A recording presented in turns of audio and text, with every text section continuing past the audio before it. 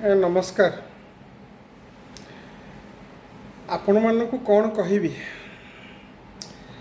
आजिर small talk विषय होची रज मौज किछि भल आउ किछि खराब अनुभूति। आज्ञा रज थिला रज समस्ते आम ओडिशावासी पालन करुछंती।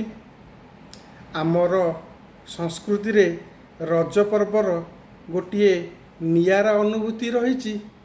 बहुत लोक गाँव रे किंबा सहर रे सबुआड़े रज पर्व को अति आनंद उल्लास रे पालन करती एवं आपण माने मध्य करुथिबे एथिरे कोनोसी द्वंद्व नाही। आजिकाली सहर रे रज पूर्व पालनर डेफिनेशन किछि बदली जाइछि। जागा जागा रे विभिन्न प्रकार संस्था माने सबु रज पर्व तांको अनुसारे पालन करुछंती, स्टेज करुछंती, सेथिरे गीत नाच एवं विभिन्न डीजे सहित संगीत परिवेषण एवं विभिन्न एक्टिविटीज रे लोक मानको पार्टिसिपेट कराउछंती, किछि प्राइज डिस्ट्रीब्यूशन कराउछंती, लोक माने आसुछंती, मन खुशी रे रज पालन करुछंती। आज्ञा आम समय रे रज पालन आम समय रे माने आम पिला दिन रे रज पर्व पालन किछि अन्य प्रकार थिला। दोली खेलुथिले, पिठा खाउथिले, विभिन्न प्रकार पिठा, पोड़ा पिठा, मुआ पिठा एवं काकेरा पिठा एमिति पिठार अपार भंडार सबू लगुला। घरे घरे समस्त पिठा दौथिले एवं दोली खेलुथिले। एटा होची गाँ गंडारे एबे मध्य सेहीपरि सेही ढांचा रे रज पर्व पालन करा जाउछि। टिके सहरी ढांचा गाँ भितर को पशि जाइछि मात्र। किंतु आसंतु आजी कथा हेबा ए भुवनेश्वरर कॉलोनी मानकरे एवं गोटिए गोटिए जगारे जोठी सबु इंडिविजुअल प्लॉट करिकी घर होइकी कॉलोनी होइछि सेही जगारे लोक माने केमती रज पालन करुछंती। आज्ञा समस्त घरे समस्ते घर भितर झरका खोलिकी टिके बाहर को भी देखु नांती। तांकु कौन हो जाइछि के जानी सबु निज निज घर भितर रहीकी निज निज घर भितर कौन पालन करुछंती सी जानिथिबे। आउ मु जेते प्रकार जेते जगह को जाइछि जो रज सब पालन करुछंती सेथिरे जो लोक माने सब आसुछंती से माने सब खोला हृदयर लोक। तांको मन सब खोला एवं सबु टिके लोअर मिडिल क्लास रो टिके तळ मिडिल क्लास लोक जो माने नीति परिश्रम करुछंती, नीति इनकम करुछंती एवं आसिके रज मौज करुछंती। पिला माने मध्य तांको मन पूरा सफा एवं से माने पूरा क्लियरली आसिकरी मन खुशी करबा पई एई रज मौज पालन करुछंती। किंतु किछि लोक अछंती से माने घर भितर मुंडा होइकरी बसुछंती। तांकर किछि चिंताधारा नाही से माने की प्रकार रज पालन करुछंती मु तांको विषय रे कहि परिबिनी। किंतु मु ए सब जिंस स्टडी करिछि। घर भितर रही मध्य आजिकाली देखिए रजरे ठाकुर पूजा करा जाएनी। केवल स्त्री लोक माने मध्य पनिकी धरंतिनी। हौ से तो अलग कथा। मसला बाटिया पे बहुत प्रकार मसला आजिकाली गुंड मसला आउ आपण रसुण पियाज पेस्ट सब अच्छी तरकारी करिबारे कौनसी असुविधा नहीं। किंतु आजि मध्य स्त्री लोक माने ए सब जिनिस मानुछंती एवं रज किंतु किछि लोक देखिया गले से मध्य दीप धूप दे ठाकुर पूजा करुछंती। आम परंपरा को से मानु नांती। मु देखिछि आज्ञा आम घर पाखरे पर से भलिया घटुची लोक गिनी बाडौछंती, घंट बाडौछंती एवं मु विभिन्न जगह को जेतले जाय केते गोटे जगह को जाइतिली से को ठाकुर को मानुछंती बा से को धर्म आम सनातन धर्म ना आउ को धर्म से विषय रे मु कहि परिबिनी। किंतु एगुड़ाक सब घटुची आम परंपरा को समस्ते बलि दे निज कथा निजे चिंता करुछंती। मु ଏବଂ ଆମେ ଆଜିକାଲି ଗୋଟେ ସୋସିଆଲ ମିଡ଼ିଆରେ ମଧ୍ୟ ରଜ ପାଳନ କରୁଛେ। ଆଜ୍ଞା, ଗୋଟେ କଥା ହେଲା, ଆଜିକାଲି ସମସ୍ତେ ବିଭିନ୍ନ ଜାଗାକୁ ଯେଉଁଠି ରଜ ମଉଜ ପାଳନ ହେଉଛି, ଯେଉଁଠି ରେନ୍ ଡ୍ୟାନ୍ସ ହେଉଛି, ୱାଟର ପାର୍କ ଅଛି ଏବଂ ସେଇଭଳିଆ ପାର୍କ ଆକ୍ଟିଭିଟିଜ୍, ଇକୋ ରିସୋର୍ଟ ଏବଂ ଏଇଭଳିଆ ବିଭିନ୍ନ ଜାଗାକୁ ଯାଇ ଯେଉଁଠି ରଜ ମଉଜ ପର୍ବ ଆୟୋଜନ କରାଯାଉଛି, ସେଇଠି ସବୁ ରଜ ପାଳନ କରୁଛନ୍ତି। ସେଇଠି ପାଳନ କରି ବହୁତ ଲୋକ ଯାଉଛନ୍ତି ଏବଂ ସୋସିଆଲ ମିଡ଼ିଆ ଆଜିକାଲି ଫଟୋ ଭିଡ଼ିଓରେ ପୁରା ଭରା। କାହିଁକି କରିବେନି? ଟ୍ୱିଟର, ଫେସବୁକ୍, ଇନଷ୍ଟାଗ୍ରାମ, ଥ୍ରେଡ୍ ଏଇଭଳି ସୋସିଆଲ ମିଡ଼ିଆ ଟିକେ ମିଳିଛି। ଲୋକମାନେ ଯଦି ନିଜ ନିଜର ଖୁସିକୁ ଟିକେ ସେୟାର କରିଦେଉଛନ୍ତି, ସେଥିରେ କ'ଣ କ୍ଷତି ଅଛି? କିନ୍ତୁ ଆଜ୍ଞା, ଏଥିରେ କିଛି ଲୋକ ଲାଇକ୍ କରୁଛନ୍ତି, ଆଉ କିଛି ଲୋକ ଡିସଲାଇକ୍ କରୁଛନ୍ତି। କିନ୍ତୁ ଯିଏ ଲାଇକ୍ କରୁଛି ସିଏ କମେଣ୍ଟ ଟିକେ ଦେଉଛି, ଯିଏ ଡିସଲାଇକ୍ କରୁଛି ସେ କମେଣ୍ଟ ଦେଇପାରିବନି। ଏବଂ ବହୁତ ଲୋକଙ୍କୁ ଏହି ଫେସବୁକ୍, ଇନଷ୍ଟାଗ୍ରାମ ଏବଂ ବିଭିନ୍ନ ପ୍ରକାର ସୋସିଆଲ ମିଡ଼ିଆରେ ଯେଉଁ ଫଟୋ ଲୋକ ଛାଡ଼ୁଛନ୍ତି, ଯେଉଁ ଭିଡ଼ିଓ ଲୋକ ଛାଡ଼ୁଛନ୍ତି, ଏଇଟା ତ ଗୋଟେ ଭର୍ଚୁଆଲ ୱାର୍ଲଡ, ଏଇଟା ଟିକେ ଖୁସି ମାତ୍ର। କିନ୍ତୁ କିଛି ଲୋକଙ୍କୁ ଏଇଟା ଭଲ ଲାଗୁନି ଆଜ୍ଞା। ଏଇଟା ମୁଁ ଗୋଟେ ଷ୍ଟଡି କରିଛି। କେମିତି ମୁଁ ଷ୍ଟଡିଟା କଲି ସେ କଥା ମୁଁ ଆପଣଙ୍କୁ କହିପାରିବିନି। କିଛି ଲୋକଙ୍କୁ ଏଇ ଯେଉଁ ଖୁସି, ଏଇ ଯେଉଁ ଫଟୋ ଉଠା, ଏଇ ଯେଉଁ ଭିଡ଼ିଓ କରା, ଏଗୁଡ଼ା ମୋଟେ ଭଲ ଲାଗୁନି। ସେ ଖାଲି ବ୍ୟାକଡୋରରେ ଗସିପିଂ, ନିଜ ମନ ଭିତରେ ନିଜେ ଖାଲି ଗୁଡ଼େଇ ତୁଡ଼େଇ ହେଇ ଖାଲି ମନକୁ କଷ୍ଟ ଦେଉଛନ୍ତି।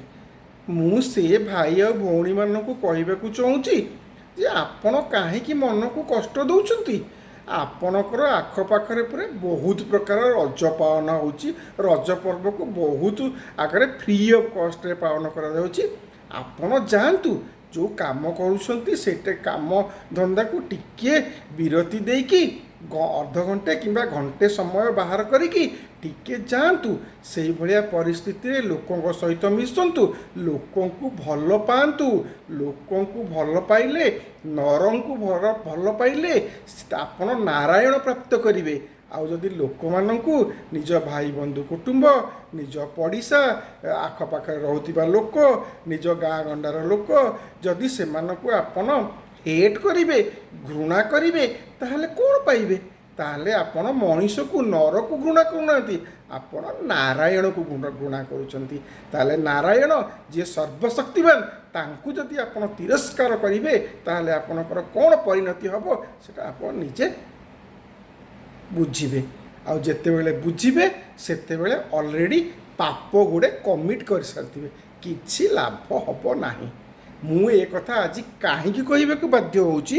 ମୁଁ ଆଜ୍ଞା ଏଇ ରଜ ପର୍ବରେ ଟିକେ ଯାଇଥିଲି ରିଲାକ୍ସ କରିବାକୁ। ଭାରି ୱାର୍କ ଲୋଡ଼ ଆଜ୍ଞା, ବହୁତ କାମ। ମୁଁ ସବୁବେଳେ ଗୋଟେ MIS ସେକ୍ଟରରେ କାମ କରୁଛି ଆଜ୍ଞା। ଖାଲି ଡେଟାକୁ ଆନାଲିସିସ୍ କରି କରି ମୋ ମୁଣ୍ଡ ଖରାପ। ତେଣୁ ମୁଁ ରାତିରେ ଶୋଇଲେ ମୋତେ ଖାଲି ସେ ଡେଟା, ଗ୍ରାଫ୍, ଚାର୍ଟ ଏସବୁ ଜିନିଷ ଦେଖାଯାଏ ଏବଂ ମୋର ତ କର୍ମ ସେଇଆ, ମୋତେ ସେଇଆ କରିବାକୁ ପଡ଼େ। ତେଣୁ ମୁଁ ଦେଖିଲି 3 ଦିନ ଛୁଟି ପାଉଛି, ଟିକେ ଫ୍ୟାମିଲିକୁ ନେଇକି ବୁଲିଯିବା। ଆଉ ଗଲି ଆଉ ସେଥିରେ ଆମର ଲୁକ୍ଟା ଯାହା ଅଛି, ଆମର ଲୁକ୍ଟା କୁଆଡ଼େ କହନ୍ତି ଯେ ଲୁକ୍ଟା ଟିକେ ଭଲ ଦେଖାଯାଉଛି। ଚଷମାଟେ ଲଗେଇଦେଲେ ସେଇଟା ବି କୁଆଡ଼େ ଟିକେ ଭଲ ଦେଖାଯାଉଛି। ଆଉ ଡ୍ରେସ୍ଟେ ପିନ୍ଧିଦେଲେ ଟିକେ ଡେଙ୍ଗା ଲୋକ ମଧ୍ୟ ଆରେ ଭଲ ଦେଖାଯାଉଛି। କିଛି ଲୋକଙ୍କୁ ଫଟୋଟା ପଠାଇଦେଲେ ଫଟୋଟା ଟିକେ ଡ୍ୟାସିଂ ଦେଖାଯାଉଛି। କିନ୍ତୁ ରିଅଲରେ ସେମିତି ନୁହଁ ମ। ଫଟୋଟା ଉଠେଇଦେଲେ ସେଇଟା ଡ୍ୟାସିଂ କରିଦେଉଛି। ନିଜର ଛୁଆ, ନିଜର ସ୍ତ୍ରୀ ତାଙ୍କମାନଙ୍କୁ ଯଦି ଧରି, ଆଉ ନିଜ ରିଲେଟିଭ୍ସ ତାଙ୍କୁ ଧରିକି ଯଦି ଗୋଟେ ଫଟୋ ଉଠେଇଦେଲେ ସେ ଫଟୋଟା ବହୁତ ବଢ଼ିଆ ଦେଖାଯାଉଛି। ଆଉ ବଢ଼ିଆ ଦେଖିକି ତାକୁ ସୋସିଆଲ ମିଡ଼ିଆରେ ଛାଡ଼ିଦେଲେ ସେ ତ ଚାର୍ଜ ଲାଗିଯାଉଛି। ଲୋକ ତାକୁ ଲାଇକ୍ କରୁଛନ୍ତି, ଲୋକ ତାକୁ ସେୟାର କରୁଛନ୍ତି। ସେୟାର ତ କରୁନାହାନ୍ତି, ସେୟାର କରିବା ବହୁତ ଦୂରର କଥା। କିଛି ଲୋକ ଲାଇକ୍ କରୁଛନ୍ତି, କିଛି ଲୋକ କହୁଛନ୍ତି କମେଣ୍ଟ ଦେଉଛନ୍ତି, କିନ୍ତୁ କିଛି ଲୋକଙ୍କୁ ଏଇଟା ଆଜ୍ଞା ମୋଟେ ଭଲ ଲାଗୁନି। ଏଇଟା ମୁଁ କେମିତି ଜାଣିଲି? I am A social media analyst. ମୁଁ ସୋସିଆଲ ମିଡ଼ିଆରେ 12 ବର୍ଷ ହେଲା କାମ କରୁଛି ଏବଂ ସୋସିଆଲ ମିଡ଼ିଆ ମୋତେ ଡିଜିଟାଲ କ୍ରିଏଟରର ଆଖ୍ୟା ଦେଇଛି ଫେସବୁକ୍। ସୋ ମୁଁ କ୍ରିଏଟ୍ କରୁଛି କଣ୍ଟେଣ୍ଟ। ଲୋକଙ୍କୁ ଜଣାଇବାକୁ ଚାହୁଁଛି ଯେ ଆପଣ ମଧ୍ୟ ଟିକେ ଖୁସି ବନାନ୍ତୁ, ଆଉ ନିଜ ଖୁସିକୁ ଲୋକଙ୍କ ସହିତ ସେୟାର କରନ୍ତୁ। ଆଉ ଆପଣ ଯଦି ଅନ୍ୟର ଖୁସିକୁ ଦେଖିକି ଖାଲି ଜଳିବେ, ସେ ଜଳି ଜଳି ଆପଣ ଭିତରଟା ଆପଣଙ୍କୁ ଜଳେଇ ଦେବେ। ଲାଷ୍ଟକୁ ଆପଣଙ୍କ ଆଂଜାଇଟି ଡିପ୍ରେସନ୍ ଏହିସବୁ ଜିନିଷ ଆସିବ। ନିଜ ଲୋକଙ୍କୁ ଭଲ ପାଇବା ଶିଖନ୍ତୁ, ନିଜର ଆଖପାଖରେ ଥିବା ଲୋକଙ୍କୁ ଭଲ ପାଆନ୍ତୁ। ଭଲ ପାଇଲେ ଆପଣ ଅପୋଜିଟ୍ ସାଇଡ଼୍ରୁ ମଧ୍ୟ ଭଲ ପାଇବା ପାଇବେ। ଆପଣ ଯଦି ଅନ୍ୟକୁ ଭଲ ଦେଖେଇବେ, ଭଲ କରିବେ ସହିତ ନିଃସ୍ୱାର୍ଥପର ମନରେ କ୍ଲିଅର୍ ହାର୍ଟରେ ଯଦି ଅନ୍ୟକୁ ଆପଣ ଭଲ ପାଇବେ ନା, ଅନ୍ୟମାନେ ମଧ୍ୟ ଆପଣଙ୍କୁ ଭଲ ପାଇବେ। ଆଉ ଯଦି ହିଂସା, ରାଗ, ଦ୍ୱେଷ ଏସବୁ ଜିନିଷ ମନ ଭିତରେ ରଖିବେ, ଆଉ ମନ ଭିତରେ ଗୋଟେ ଅଯଥା କଥାକୁ ଭର୍ତ୍ତି କରିକି ଖାଲି ତାକୁ ସସ୍ପିସିୟସ୍ ଷ୍ଟୋରି କରିବେ ନା, ଆପଣ ବହୁତ କଷ୍ଟ ପାଇବେ। ମନଟା ଏଭଳିଆ, ମନ ଅନ୍ୟକୁ ଦେଖିକି ତ ସହିପାରେନି। ଅନ୍ୟକୁ ଦେଖିକି ତ ବହୁତ ଖାଲି ମନରେ ବହୁତ ଗୋଟେ ଜିନିଷ ଗଢ଼ି ଉଠେ, କାରଣ ଈର୍ଷା କରିବା ହେଉଛି ମନୁଷ୍ୟର ପ୍ରକୃତି। କିନ୍ତୁ ଏଇ ଈର୍ଷାକୁ ଛାଡ଼ିବାକୁ ହେବ। ଆପଣ ସୋସିଆଲ ମିଡ଼ିଆରେ ପ୍ରତ୍ୟେକ ମଣିଷ ଏ ଦୁନିଆକୁ ଆସିଛି କିଛି ନା କିଛି କରିବାକୁ। ଯେହେତୁ ଆମକୁ ସୋସିଆଲ ମିଡ଼ିଆ ମିଳିଲା, ଆମେ ଆମର ଖୁସିଟାକୁ ଟିକେ ଲୋକଙ୍କ ସହିତ ସେୟାର କରୁଛୁ। ମୁଁ ମୋ ଲୋକଙ୍କୁ ମାନେ ମୋର ଆଖପାଖରେ ଥିବା ଲୋକଙ୍କୁ ଭଲ ଲାଗୁ କିମ୍ବା ନ ଲାଗୁ, କିନ୍ତୁ ମୁଁ ସୋସିଆଲ ମିଡ଼ିଆରେ ମୁଁ କଣ୍ଟେଣ୍ଟ ପୋଷ୍ଟ କରିବି। କାରଣ ମୁଁ କଣ୍ଟେଣ୍ଟ ପୋଷ୍ଟ କଲେ ମୋତେ କାଳେ ମୁଁ ୟୁଟ୍ୟୁବର ହେଇଯିବି, କାଳେ ମୁଁ ଗୋଟେ ଫେସବୁକ୍ ମନିଟାଇଜ୍ ହେଇକି ମୋତେ ପଇସା ମିଳିବ, ସେଇ ଆଶାରେ ଆଜ୍ଞା ମୁଁ ଗୋଟେ ଫଟୋ ଗୋଟେ ଭିଡ଼ିଓ ଅପଲୋଡ଼ କରିଦେଉଛି। କିଛି ଲୋକଙ୍କୁ ଏଇଟା ଭଲ ଲାଗୁଛି, ଏଇଟା ରିଅଲ୍ କଥା। ଏବଂ ଯେଉଁମାନେ ମୋତେ ଭଲ ପାଉଛନ୍ତି, ଯେଉଁମାନେ ମୋତେ ଭଲ ଲାଗୁଛି ମୋ କଥାଟା ଜିନିଷଟା, ମୁଁ ତାଙ୍କୁ ଆଜ୍ଞା ନମସ୍କାର କରୁଛି। ମୋର ହୃଦୟ ତାଙ୍କ ପାଇଁ ସବୁବେଳେ ଖୋଲା। ମୋ ହୃଦୟ ତାଙ୍କ ପାଇଁ ସବୁବେଳେ, ତାଙ୍କ କଣ୍ଟେଣ୍ଟକୁ ମଧ୍ୟ ମୁଁ ବହୁତ ବିନମ୍ରତାର ସହିତ ବହୁତ ଏନ୍ଜୟ କରେ, ଦେଖେ, ଆନାଲିସିସ୍ କରେ, ବହୁତ ଖୁସି ଲାଗେ ଆଜ୍ଞା। କିନ୍ତୁ ଯେଉଁମାନେ ଏହାକୁ ହେଟ୍ କରୁଛନ୍ତି, ଯେଉଁମାନେ ଭଲ ପାଉନାହାନ୍ତି, ଯେଉଁମାନେ ଏହାକୁ ନେଗେଟିଭ୍ ମ୍ୟାନର୍ରେ ନେଉଛନ୍ତି, ମୁଁ ତାଙ୍କୁ କହିବାକୁ ଚାହୁଁଛି ଆପଣ ନେଗେଟିଭିଟି ନିଅନ୍ତୁନି। ମାନେ ମୁଁ ସୋସିଆଲ ମିଡ଼ିଆ କଥା କହୁନି, ରିଅଲ୍ କ୍ଷେତ୍ରରେ କହୁଛି। କିଛି ଲୋକ କ'ଣ କରୁଛନ୍ତି, ଆପଣ ଦେଖିବେ, ଆପଣ ସୋସିଆଲ ମିଡ଼ିଆ ଆପଣଙ୍କର ଆଖପାଖର ଲୋକ, ଆପଣ ନିଜ ଲୋକ ହୋଇଥାଇ ପାରନ୍ତି ବି, ସେମାନେ କ'ଣ କରିବେ, ଏସବୁ ଜିନିଷ ଦେଖିକି ବହୁତ ଈର୍ଷା କରିବେ। ସିଏ ବୁଲିଗଲା, ସେ ଇଆଡ଼େ ଗଲା, ସେ ସିଆଡ଼େ ଗଲା। ଆରେ ତାର ପରିସ୍ଥିତିଟା ଟିକେ ଦେଖ ନା, ସିଏ କ'ଣ କରୁଛି, କି କାମ କରୁଛି, ତାକୁ ଟିକେ ସେ ମାଇଣ୍ଡ ଫ୍ରେଶ୍ କରିବାକୁ ଗଲା। କିନ୍ତୁ ଲୋକଙ୍କୁ ସେଇଟା ହଜମ ହେଉନି। ବେଶୀ ଆଜ୍ଞା ନିଜ ଲୋକମାନେ ଗୋଟେ ଏଇ ଯେଉଁ ଧୁରନ୍ଧର ଫିଲ୍ମ ଆସିଥିଲା ଆଜ୍ଞା, ସେଥିରେ ସେ ଯେଉଁ ଅଜୟ ସାଇନାଲ କହିଲା, डिस्कशन करता कहला भारत का इंडिया का दुश्मन ये इसी देश के अंदर ज़्यादा है। पाकिस्तान तो यूं ही बदनाम है, पाकिस्तान तो दूर है, वो अगर मिसाइल मारेगा, हमारे पास मिसाइल है, हम उसको गिरा देंगे, लेकिन जो मिसाइल हमारे अंदर से फूटेगा ना, उसको रोकने वाला कोई नहीं है। इसीलिए हम आज आम घरे आम परिवार रे आम आखपाखरे ही टॉक्सिक लोक भरी जाती। आमे जदि आमर साई, आमर गली, आमर लेन, आमर कॉलोनी रे आमे रज पर्व पालन करते, आमे खुशी बनाते, समस्ते समस्त कथा मान रेस्पेक्ट करते, ताहले लोक मैंने कहीं ग्रुप रे जाइकरी डीजे डांस गीत देखते बसिकी, से कहीं कॉलोनी रे पिठा दिया निया हुए, समस्ते एकाठी मिशते। आम कॉलोनी आमे आज्ञा मु गोटे कॉलोनी रे रोची, से कॉलोनी रे लोक एमतिया से होती सब मु डायरेक्ट कहूँ आज्ञा, से क्या सहित कहार जदि किसी अच्छी किसी स्वार्थ अच्छी। आई एम डायरेक्ट चैलेंजिंग, क्या मनरे क्या प्रति स्नेह ना, क्या मन क्या प्रति रेस्पेक्ट ना, सबू उपर दिखाणिया देखा शिक्षा ओडिशा जहाँ कहती ये लोक आज्ञा भर्ती होती। निजे बंचिले कहते निजे बंचिले बापार ना, अमिषा कखार मिसिले खारू खारू, मनीष देखिले घर भीतर को पशिजे, खाली किए केमती क्या सहित क्या घर को माड़ी आसबे, क्या माड़ी जीवे, क्या घर आगे अलिया फोपाड़ देवे, क्या केमती निज कथाटा खाली निज बुझे, क्या गाड़ी गोटे आनी भर्ती करके आगे रखीदे, ये सब कम छड़ा बहुत प्रकार टॉक्सिक चिंताधारा आज्ञा अच्छी। से सब को खाली इम्प्लीमेंट करें से माने टाइमटा क्षति केमती मिसबे। अरे आगुरी पूरा लोक मैंने घर घर को पिठा दौले, घर घर भितर लोक परिवार भितर भाव विनिमय करुले, एकाठी बसुले, कथबार्ता होते, दुख सुख होते, से जिनस कहीं ताले आमे परिवार रे आज्ञा होना परा, ପରିବାରରେ ଫ୍ୟାମିଲିରେ ଭାଇ ଭାଇ ସହିତ ମିଶୁନି, ଏ ଯେଉଁ କ'ଣ କହନ୍ତି ଯା ଭିତରେ ପଡ଼ୁନି। ଆପଣ ଦେଖନ୍ତୁ ପୁରା ଓଡ଼ିଶାରେ ଚାରିଆଡ଼େ ଯାଇକି ଆପଣ ସର୍ଭେ କରନ୍ତୁ, ଦେଖିବେ କାହା ମନରେ କାହା ଯାହା କହନ୍ତି ଯେ ଦୁଇ ଜଣ ଯେଉଁ ଭାଇ ଭାଇର ସେ ତାଙ୍କ ଭିତରେ ଦେଖନ୍ତୁ କେଉଁଠି ପଡ଼ୁଛି, ଟୋଟାଲି ପଡ଼ୁନି ଆଜ୍ଞା, ପଡ଼ୁନି। କିଏ ନିଜେ ଜଣକୁ ଈର୍ଷା କରୁଛନ୍ତି। ଆରେ ଯଦି ଈର୍ଷା କରିବାର ଅଛି ତାହେଲେ ପାକିସ୍ତାନ ଲୋକଙ୍କ ଉପରେ ଈର୍ଷା କର, ବାହାର ଲୋକଙ୍କ ଉପରେ ଇଏ କର, ତୁମର ଯେଉଁ ଶତ୍ରୁକୁ ଡିପେଣ୍ଡ କରେ। ନିଜ ଲୋକଙ୍କୁ ତୁମେ ବିଟ୍ କରି ପାଇବ କ'ଣ? ନିଜ ଲୋକଙ୍କୁ ହେଟ୍ କରି ପାଇବ କ'ଣ? ନିଜେ କମଜୋର ହେବ। ଯଦି ଆମକୁ ଆମ ଦେଶର ଲୋକଙ୍କୁ ଭଲ ପାଇବା, ସେମିତି ଆମ କଲୋନୀ ଲୋକଙ୍କୁ ଭଲ ପାଇବା, ସେମିତି ଆମ ପରିବାର ଲୋକଙ୍କୁ ଆଗ ଏକ ହେଇକି ରହିବାର ଅଛି। ଆଉ ନିଜ ଭାବରେ ଭଲ ପାଇବାଟାକୁ ରଖିବାର ଅଛି, ବଣ୍ଡିଙ୍ଗଟାକୁ ରଖିବାର ଅଛି। ତାହେଲେ ଯାଇ ତୁମେ ପରିବାର ଏକ ହେବ, ତାହେଲେ ଯାଇ ତୁମ କଲୋନୀ ଏକ ହେବ, ତାହେଲେ ଯାଇ ତୁମ ସାହି ଏକ ହେବ, ତାହେଲେ ଯାଇ ଦେଶ ଏକ ହେବ, ରାଜ୍ୟ ଏକ ହେବ, ଦେଶ ଏକ ହେବ, ପୁରା ଆମେ ହେବ। ଆଉ ଖାଲି ପାକିସ୍ତାନକୁ ବ୍ଲେମ୍ କରି ଯେତେବେଳେ ପାକିସ୍ତାନ ବୋମା ଫୁଟେଇବ ସେତେବେଳେ ସମସ୍ତେ ଦ୍ୱିପଦ କହିଦେଲେ କ'ଣ ହେଇଗଲା? ଆରେ ନିଜ ଭିତରେ ସ୍ନେହ ଶ୍ରଦ୍ଧା ଏସବୁ ଗଢ଼ି ଉଠାଅ।